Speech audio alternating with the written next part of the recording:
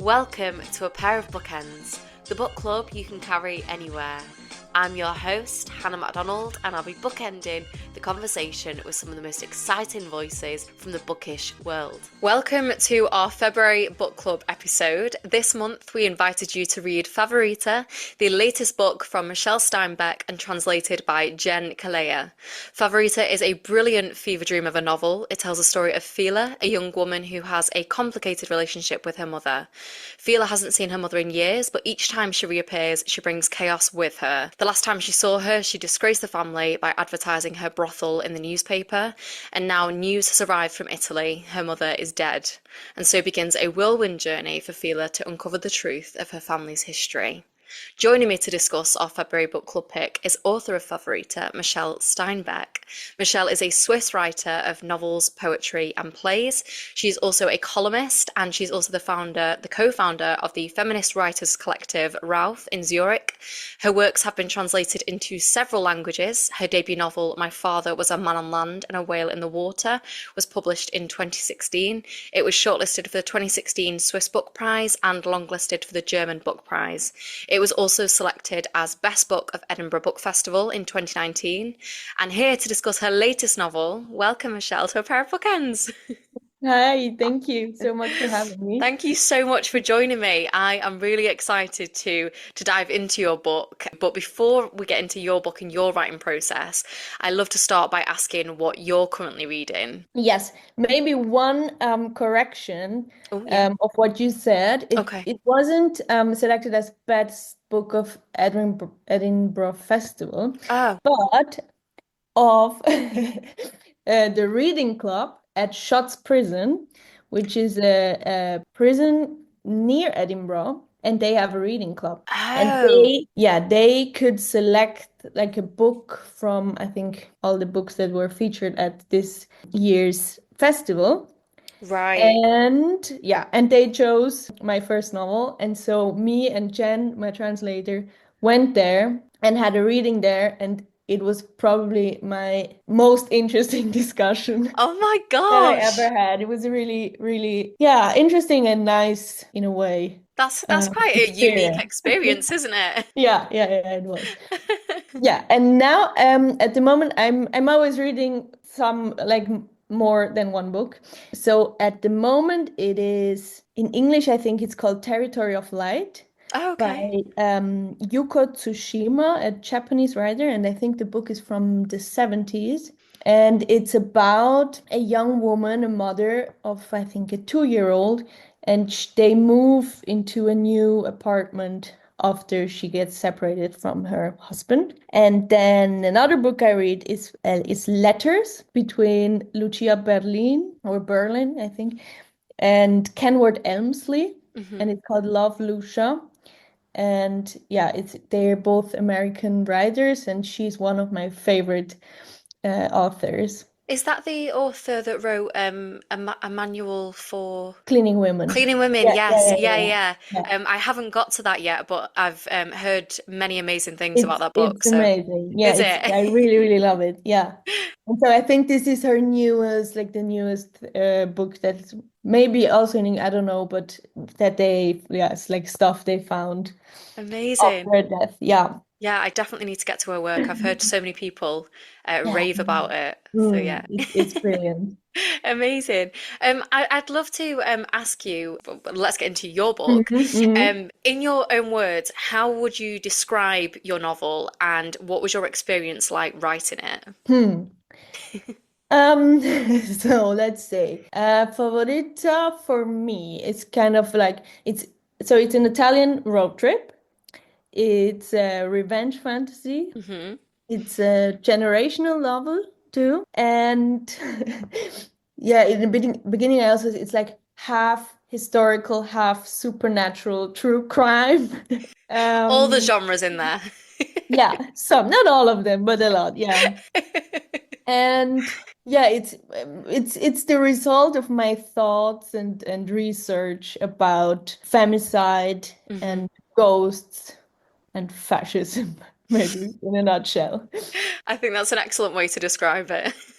But how did you find writing it? What was that experience like? I mean, it's difficult to tell because it's a year, many year, I don't know Yeah. how many years, some year-long process. It started in, as I'm also writing in the afterword, started in the Tuscan woods in an old villa that was before a hunting lodge. There it started, and then yeah, it took me some years to write it. Tuscan And Woods. it was, yeah, I think we're going to get deeper Yeah, afterwards. yeah, definitely, definitely. Before we do get deeper into this work, I would like to quickly ask about Mhm. what the relationship is like with your translator, Jen Mhm. Kalea. And you've also worked with Jen on your previous novel, which you mentioned briefly at the start.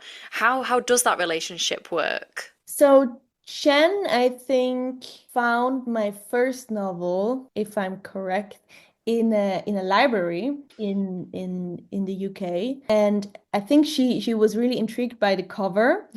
And so she picked it and read it and found a publisher, a UK publisher, and then contacted me. And then I was at that time in a residency in Rome, Wow. lived for a year there. And then I invited her to come and visit me in Rome. Oh my And so gosh. we could work there, I think, for a week or maybe 10 days on the novel. Oh my gosh. And we didn't know each other.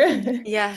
I think both of us were quite nervous also about like Yeah. we had to spend all this time together. But it was wonderful, and we became friends. And she's like, I don't know, probably the most brilliant translator. Oh, I know. No, and it's like really the work with her was so interesting. Maybe just very quickly, like she came with, I don't know if it was already the whole book translated or some chapters, but she had like already this amazing translations, and then with often she would have like some, like for one expressions maybe five alternatives I could choose of. wow. And this is how like she could for the whole book then like sense what it's, yeah, how to say, yeah, kind of my style and my Yeah. voice or something that, yeah. Yeah. And she really got to feel me out in this I love that. So she really particular way. captured your Yeah. style and voice, but she I gave think you so. I think options so you could so. Yeah. explore it together. I think that's Yeah. a really nice way to work, Yeah. and really creative as well. Yeah, that's so interesting because I don't think we often hear about what that relationship is like between Mm. writer and translator. Thank you for giving us an insight into that. Yeah, Um, I'm really happy to work with her, I have to say. And we did the same thing with Favorita too, but this time we went to the Swiss mountains. oh my gosh. Yeah, which was also really nice. That's amazing. So basically, if somebody gets to be your translator, they get to travel to nice places with you. Is that what you're saying? I mean, it has to be languages I can understand at Yeah, least. fair, yeah. Yeah, yeah, yeah. That's amazing. I would love to get into the style of your new Hmm. novel, which I think takes on a very dreamlike quality. And I think in this book, the lines between what's real and what isn't real often felt quite blurred. What would you say has inspired your writing style? It's so funny because I think when I started writing, I wasn't, or I didn't want to have or I wanted to make a really realistic book in the Yeah, beginning. And I think the beginning of the book now is also kind of very realistic. yeah. But then with the topics that came, I Hmm. couldn't stick to it. And I'm glad I didn't. But yeah, I was always interested in writing in like different kinds of perception states. Hmm. Yeah. So like dreams or also like being drunk or being high or like faint, fever, stuff like that. So I always like that. And I think with the topic of ghosts, Hmm. it's also another maybe dimension of this. Yeah. And in my early writing, maybe also the first book, I was quite influenced by writers who do that too, I think, or are, yeah, playing with that too, like Kafka, for example, or Yes. for my first book, Daniel Charms, the Russian writer, was very inspiring. But for this book, it was more maybe female Italian authors who work a lot with historical novels too, but from a female perspective. Hmm. From example. I mean, Elena Ferrante is Yes. probably the most famous one, but also Dacia Maraini or Goliarda Sapienza, and other writers that were influential for this novel, for Favorita, were Maggie Nelson Yes. for the topic of like violence and how to write about violence Yeah. with not being violent myself. And a book that I really loved and that helped me a lot to write about ghosts is a book by, I think she's Canadian, Leanne Shepton, Yes. Guest Book, which is the most beautiful book about ghosts that I found so far. That's amazing. There's so many great writers that you've recommended there. I haven't actually read Maggie Nelson's work yet, which is shocking, I know. But a lot of people are rightfully raving, about the Mm, things that she writes. And I know a lot of writers say that she has influenced them. So yeah. I think I definitely need to get to her work. Um, there is a moment that felt particularly sort of nightmarish that I Hmm. will come to, but I'll start by talking about your opening to the novel, Hmm. which is when your protagonist, Fila, receives a phone call to inform her that her mother's died. And not only that, but this stranger believes that she was murdered. I wondered how that opening came to you. Was this moment your starting point, or was it something that you returned to later in the writing process? It wasn't my starting point, so not with the writing of the novel, and also not. But I remember just now when yeah, it wasn't the beginning of the book for a long time. I had a Oh wow. different beginning. So yeah, I mentioned before earlier that I started working on this book in this Tuscan villa. And there yeah is this real murder that happened in just after the Second World War. And when I found out about this case of, I in my book I call her Cecina, it started actually with Cecina, Hmm. my writing and the book before too. And yeah, the more I thought and researched and wrote about Cecina, the character of Magdalena, which is also Favorita, Hmm. came in. And with her came also Fila, the narrator, and Yeah. Lavinia, the grandmother. I mean, they've got a really interesting relationship, which we will get to, but I just want to go back to the sort of nightmarish moment that Mhm. occurs where I don't know how much of a spoiler this is. I hope it's not much, but when Fila goes to the hospital to try and Mhm. see her mother for the last time after she's been told she's died, the sort of response that she receives from the hospital. I'm not going to go into detail about what that response Mhm. is, but the response that she receives does have this sort of nightmarish quality where nobody is really giving you answers and Mhm. you're not being treated in a way that you'd expect. And I think there's something just really unsettling about that scene. I'd love to know, yeah, what moments like that, where they came from, if you're allowed to say, because I don't know if it's too much of a spoiler. It's interesting that you say that these scenes already have a dreamlike character, or is a Yeah. nightmare. Because for me, that's like that's just realistic. No, it is. Do you So know it that- is? But I think it's just their response is so, I don't know, it seemed to sort of lack any kind of empathy, or the empathy Mhm. doesn't seem sort of sincere. So I think Mhm. there's something that just puts you a little bit on edge about that Mhm. moment. Yeah. Yeah, I don't really know how to answer because it's I think it's difficult to say, or yeah, Yeah, like yeah. where it came, it just happened. It just happened. No, but I did, whilst it put me on edge, I did Mhm. really enjoy that scene, and her sort of reaction to it, because I was just thinking, like, I don't know what I would do in that Yeah. moment. Now, we learned quite early on that Fila has been living, sorry, with her grandmother, and that their relationship with Fila's mother, Magdalena, is quite complicated. And Mhm. Fila's grandmother describes Magdalena as crazy and dangerous. And I'd love it if you could tell us a little bit about creating their dynamic? So yeah, just to put a little background, Hmm. maybe for the characters. Yeah. Lavinia, the grandmother, is Italian, and she came to Switzerland as a young woman with her child Magdalena when she was a young kid, that yeah, just before school. And the father of Magdalena was Swiss, and he's also a complicated personality, maybe, or he's a xenophobic, so it's quite hard to this living together with Hmm. the Italian wife. um and he was also a drunk, so when Magdalena was really young, she escaped from him, or from, I don't know, the family situation, to Italy and married an Italian and had a child with him, Hmm. which was or is Fila.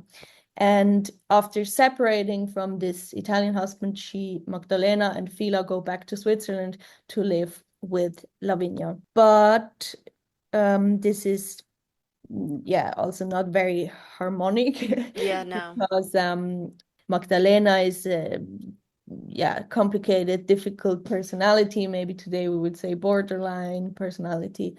Um, who works in the sex industry, which Hmm. is not bearable for Lavinia, the grandmother. And she's also, going away a lot, and until at some point she's just missing and not really coming back. Yeah, maybe that for the family Yeah, stuff. no, I think that describes them perfectly. Um, I, I mean, Fila later sort of describes their relationship, sort of describes her relationship with her mother, as when she was around, I was so tense and I couldn't wait for her to leave, and when she was gone, I missed her, which is such a complicated place to be in with your mother. Mm, And I think when she loses her, it's obviously a very complicated grief because she's estranged from her mother. She hasn't seen her for many years. I wondered what interested you in family estrangement and this particular type of grief, I guess. Yeah, I think it's this relationship type that really interested me. Like when there is a person you love because you're family, and then Yeah, there's the question like, do I have to just because we're family, yeah, or is it because we share nice memories from the childhood, hmm, or like why is that? But this person is kind of unbearable, or you one thing that I think about often is like when you have a relationship where you can't really be open yeah, and honest, and hmm, for like the sake of peace and quiet, you censor yourself, or you're not open, because when you would be, there would like be a war or a huge fight. yeah, And I think with loss, it's always that you like relive memories. And in Fila's case, it's complicated, as you said, hmm, because she doesn't have many memories. yeah, And she, at some point, it's her quest is like, I want to get to know my mother as an adult person, hmm, which she never did. But of course, that's not possible after death. hmm, So a big part of the book for me it was like how to do that. How yeah. can she do that? Yeah, Mm. I think it's a really interesting position as well that she's in because when somebody dies, you often want to reflect on the good times that you had Mm-hmm. together and, Mm-hmm. the nice memories that you've made. Mm-hmm. And you want to sort of celebrate that person. But if you Mm-hmm. didn't know that person well, or the times that you did share weren't positive, then, it's a difficult thing to navigate that. Yeah, So absolutely. yeah, I Mm. really loved the way that you wrote about that relationship. I don't think it's something that we read about very much in fiction, or Mm. I've certainly not come across this Mm. relationship very much myself. I want to ask you about shame because Mm-hmm. it seems to have played a huge role in driving this family apart. Mm-hmm. Could you tell us about your exploration of shame and what it means to these characters? So for Lavinia, the grandmother, it Hmm. starts with her shame that she gets pregnant without Yes. being married in Italy in the 1950s, which was a big shame that came upon her family. Yeah. Not only her, and then her father didn't speak to her, and her brother moved away across the ocean because the shame was so big. Mm. And she moves away too, as I said, when her child, that is kind of the carrier of this shame, Yeah. should go to school or should start school. And in Italy at that time, I think also afterwards for a long time, it was like that a child that doesn't have, like that comes from a mother that is not married, it doesn't have a name. So they put it on the school record. It's just an NN. And this was a big shame too. So this grandmother, Sorry, Ophelia. which is crazy that they do that, by the way. Like, that's Yeah, I mean they stopped. I think in yeah. the But 70s or something but they that they stopped. Yeah, ever but did that is crazy to yeah, me. yeah, Like, yeah, yeah. you can't imagine, can you? Yeah. And Lavinia says like this was the reason why she moved away from Italy and went to Switzerland to marry this father of her child so that her child doesn't have to like bear this shame with her. Hmm. And then in Switzerland, Lavinia, the grandmother, has like other kinds of shame she has to navigate with, for example, the language she has to learn, and her husband that is like ashamed of her because she's Italian, she's a Yeah. foreign, and stuff like that. And then there's Magdalena, Hmm. her child, who she wanted to shield from that shame, but she goes like the other direction to the extreme, and she says like, no, like fuck that.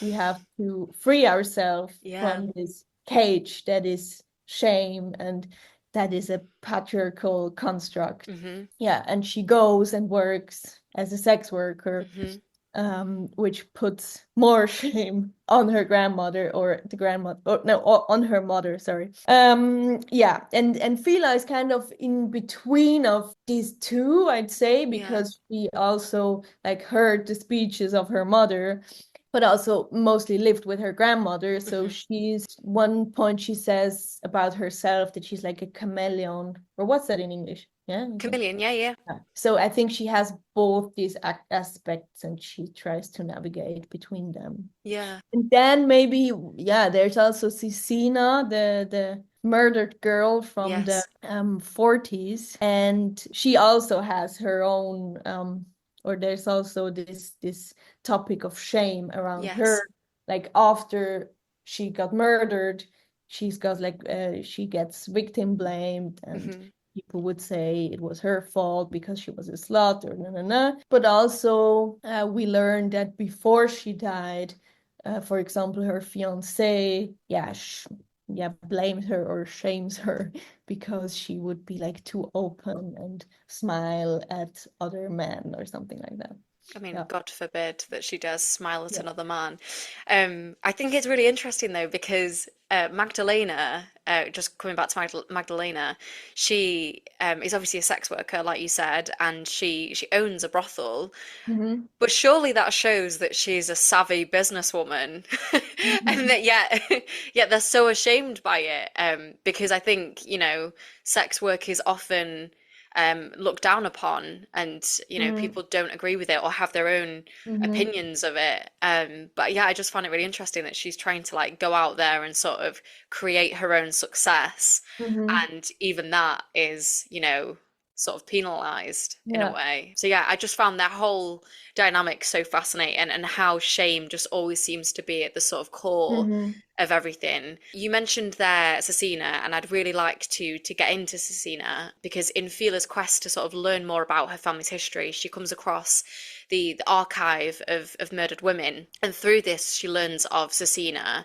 And I wondered if you could tell us a bit more about Cecina, and where you sort of drew inspiration from to tell her story, because she's not based on somebody real, is she? Or is Yeah, she? she is. She is, Yeah, okay. she is. So no, she absolutely is. And actually, in the earlier versions, I had her real name Oh, and okay. all the real names, and just yeah, really close to publication, I found out that from a legal perspective, I or should change Okay. it a bit because it's actually really interesting because they said it could be like her family could sue me Oh, because now it's different to tell this before I told the whole story, but kind of for trash talking her.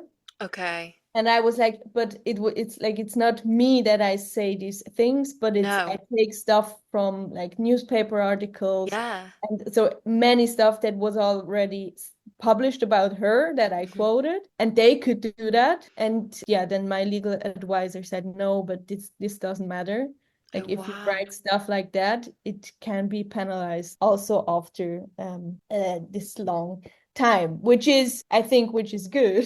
Yeah. But I didn't know because yeah, she was really dragged through the mud after her death in like in whole Italy. But yeah, to get back to the start. That's crazy. Like, yeah, I mean, I'm glad that you didn't have to go through a legal battle. So, yeah, thankfully that didn't happen. But yeah, tell us, sorry. So as I said before, I went to this. It's like an artist in residency Mhm. place, this old villa in the Tuscan not mountains, hills, and there I came upon this murder that happened just after the Second World War of Cicina, as I call her in my book, and she's very much still around at that place, which is interesting because it's such a long time ago. But like, for example, there is a memorial stone in the woods where she was murdered with a picture of her, and people bring flowers still. And also the people that work there and live there, and I talk to them and ask them about her, and they all like speak about her and have feel like she's family. They speak very like she's this familiar person, Yeah.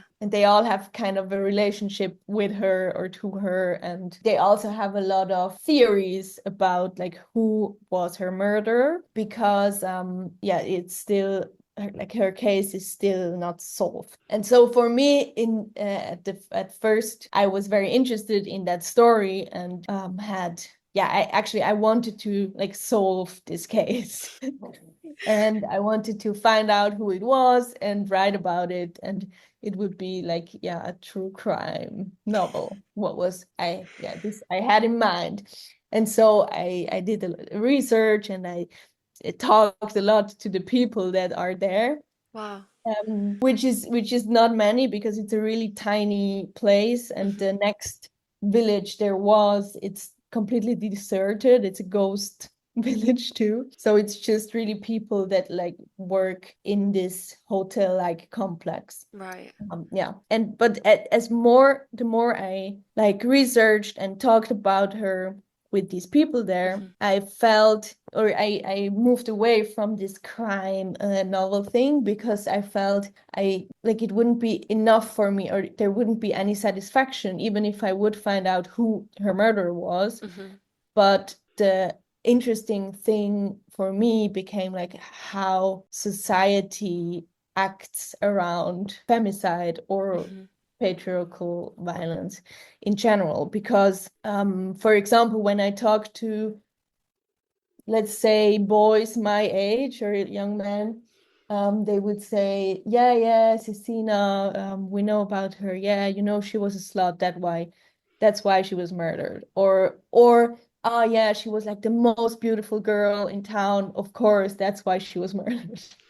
So yeah, it's like this categorization, really Yeah. classical of like whore or saint, and Yeah. in each case, it's like her fault Mm. that murdered, and also her fiance that was how do you say that? That was He was in prosecuted.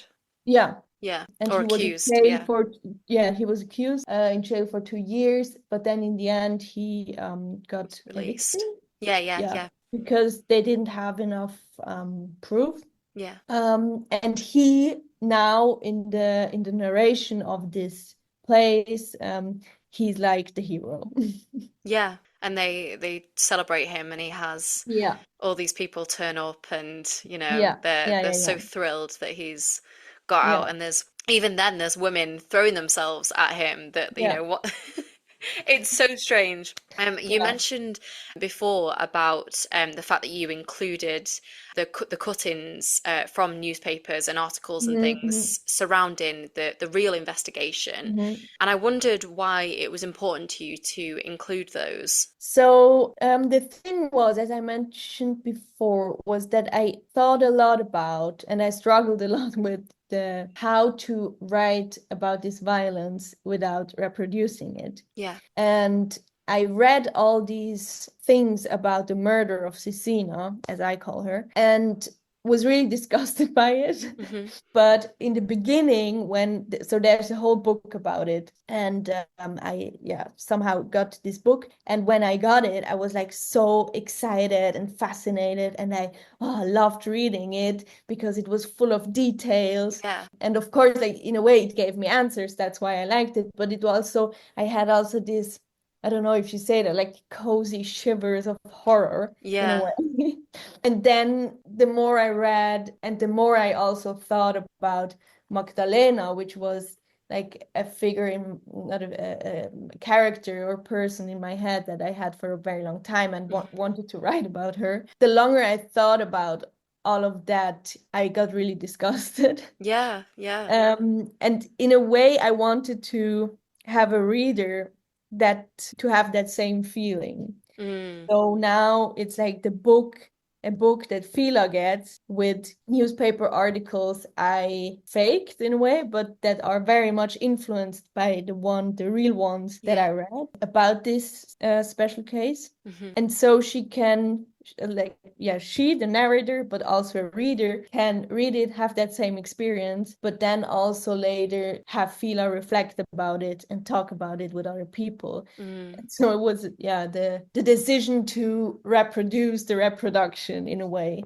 And another thing that I didn't mention before Hmm. is what really shocked me about these old newspaper articles Yeah. were that they were so like not different from newspaper articles that get written today Yeah. about femicide, and a lot of how to say, like the wording Yeah. The some way ca- they frame it and yeah, is yeah. exact the same, exactly the same Yeah. as from articles from today. Yeah, I mean the headlines that sometimes can be Yeah, used, yeah, like you said, it can sometimes blame the victim, and yeah, I think the wording and the framing of things is often yeah. very interesting. Yeah, it often has very quickly this switch from compassion with a victim to compassion or sympathy with the murderer Yeah.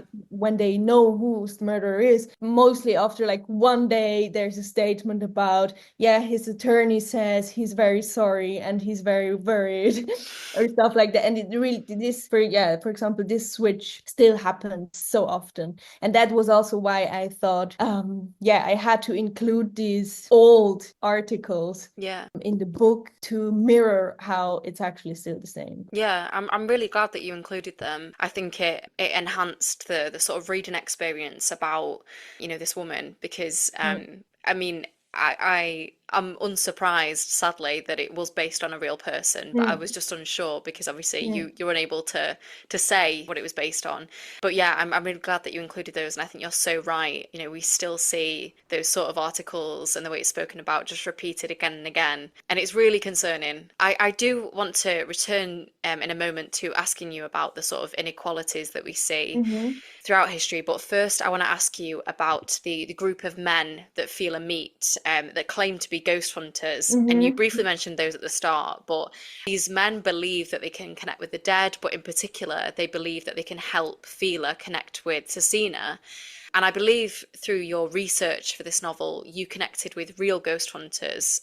How did they inform this part of the book? So I didn't really meet with ghost hunters, Oh, I thought you. but no. I was hoping you'd been on a full-on ghost hunt. I mean, in a way I was, but just on my own and just during daytime. At nighttime, I was terrified. No, that would be the Um, same. but what I did, and this was more than enough for me at this place where I was. That is, or it's supposedly this haunted place. I didn't say that before, but I said like that this murder and also this young woman that was murdered is still very present. Mm-hmm. In the what people say, but also a lot of people say that they have seen her ghost, and also people that have stayed at this place and didn't know about the murder at all would like go in the morning to the reception and yeah say like strange thing happened this night, someone Mm-hmm. tickled my feet or stuff like that. So it is this supposedly haunted place, and then there's also the ghost village I mentioned before. So it is a place that is interesting to ghost hunters, which I found out on YouTube that there are several videos of ghost hunters with these gadgets that also are now in the book, like the K2 or Mm-hmm. ghost phone or ghost box or something like that. And so I watched these videos, and it was bright daytime that I watched it, but I was scared, yeah, to shit when I watched it. But I think it's nonsense. I don't know, but at this place I was really scared by it. Yeah. So that and yeah, the ghost hunting scene that is in the book is very much influenced by these videos, these YouTube videos. I would never be able to go on a ghost hunt. I don't think I'd be too scared. Yeah. And if I stayed somewhere and thought there was a ghost in the room, I'm leaving. I'm not staying the night. I'm not... I don't know how somebody can. I do want to ask, before we, get into your ending recommendations, I did say I wanted to return to how in this book you highlight the inequalities in society, in terms of gender throughout history, whether it be, shaming women regarding sex. I mean, the horrifying statistics, which you don't really go through, but, it's very apparent of the amount of women that have been killed by men. And later in the book, we see Fila at a party where this particular group of men feel threatened by the sort of mere suggestion of women being equal to them in society. I wondered what you hope that the readers take away from this. I mean, one difficulty or concern I had in writing was that I didn't want it to be too didactic. Yeah. Can I say that? But of course, now, like after publication, something that made me really happy or yeah, glad was when men, it was mostly men my age or younger, would come to me and say that they learned something about patriarchal violence and also about like how they could do better. Oh, wow. Which, yeah, I don't know if I think probably I thought it, but yeah, I wouldn't know like I didn't, there's not a guideline or something in the No. book. This is something that made me, yeah, really happy. And Yeah. then one particular thing maybe that you mentioned with this man in this group of men, I think we can say they're fascist. Yeah, yeah. Without too much spoilering. And they are, yeah, one of them is writing from a book that is a real book. I also like faked it a bit, but the what they say is the same, which is from Julius Evola, and I think in English it's called The Ride of the Tiger or Right. Riding the Tiger. And it shows the extract they're reading just shows how this hate of women, Mm. misogyny, is just deeply embedded in, or yeah, is at the core of the fascist ideology. Yeah. But this part of the fascist ideology is also just everywhere in society. Hmm. And I think this was important to me to show because I think many people who think that they're not fascist at all still have misogynist beliefs, Yeah. Yeah. um, also often not very consciously. No, there is a moment that I wanted to quote, if that's okay, Sure. because there is a list that you've written in the book that your protagonist Fila mentions, and I'm just going to read the quote and then we can talk. I feel strangely peaceful inside, as if a switch had been flipped. All my life I've been trained to guard against a situation like this. Take nothing from strangers, keep your knees together, no need to shout, conduct yourself like a lady, dress respectably, wear shoes you can run in, don't leave your drink unattended, stay sober, trust no one, only walk on well-lit streets, appear confident, never seem afraid, pretend you're making a phone call, hold your keys in your fist, and as soon as you get home, slide the bolt and draw the curtains so no one can see you're alone. Understand? Don't let anybody in. And I just thought that was such a powerful, incredible moment, and I'm so glad that you've written that, because I don't think I think for any male readers, maybe it's not something they're familiar with, of just how Mm, much we have to think through mm, everyday things, something that they would never even consider. We really have to think through everything that we do. And I was telling my boyfriend a few weeks ago that when I'm working late, when I go and get in my car, the first thing I do before I even put my seatbelt on is I lock my doors and I yeah. start driving before I've put my seatbelt on. If I'm in a Mm, car park, because I want to get away from the car park before anybody yeah. would try and get in. And it's the fact that you have to think of things like that Yeah. that somebody else might not even consider.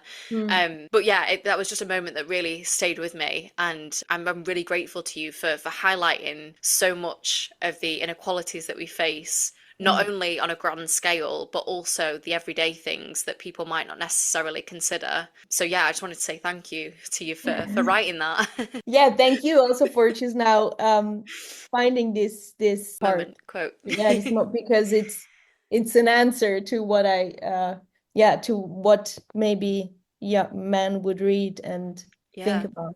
Exactly. I would like to And think so. yeah, what's shocking about it when I think about it now, that while I was reading writing the book, I saw like I don't know, like a brochure from a Mhm. Swiss police department, that, and this was like this brochure for like how to say, like preventing male violence, or like violence done to women. And it was actually, so the prevention and the list was actually kind of just that. It was like yeah, don't go in dark streets. When you go home, like put all the lights. Draw it. It wasn't really Crazy. a list like this. Yeah, and that was the prevention from the police. Mm. Wow. It says a lot, doesn't it? Before I ask for your recommendation, Michelle, I would love to know what is next for you. I'm not really sure or I am about the asking you this on the format. publication day, the UK publication day of this book, so you're probably like, I just want to enjoy this first. Yeah, I do. Yeah, but yeah, I'm writing a lot at the moment about motherhood and Amazing. grief, and yeah, and I don't know how it will like come out in what form, if it will be a book or yeah, and maybe I'm thinking about like maybe a memoir, Oh, wow. but probably in the end it will be like this science fiction time machine novel that probably has like memoir bits. Yeah. Or maybe it's also, I'm also writing letters with a friend that is also a mother, and we Oh, also wow. and also a writer. So maybe it will also be a book of letters. Oh, wow. That's We'll see. amazing. I mean, I can't wait to see whatever you do next, whatever form that might take. I would love to ask you finally for some Mhm. recommendations. Is there anything that you would like to recommend to the listeners? It can be books, TV, film, anything goes for this one. So my favorite book from last year was probably My Work by Olga Ravin. Yes, I've heard so much about this. It's really, really, really a great book. I mean, it's yeah, it's about motherhood, Yes. but it's the whole how it is made. It's very searching, it's experimental. It has like I think it has, I don't know how many, but let's say it has like 20 beginnings. There's like first beginning, second beginning. Maybe it also has several endings. I don't know about that. Don't remember.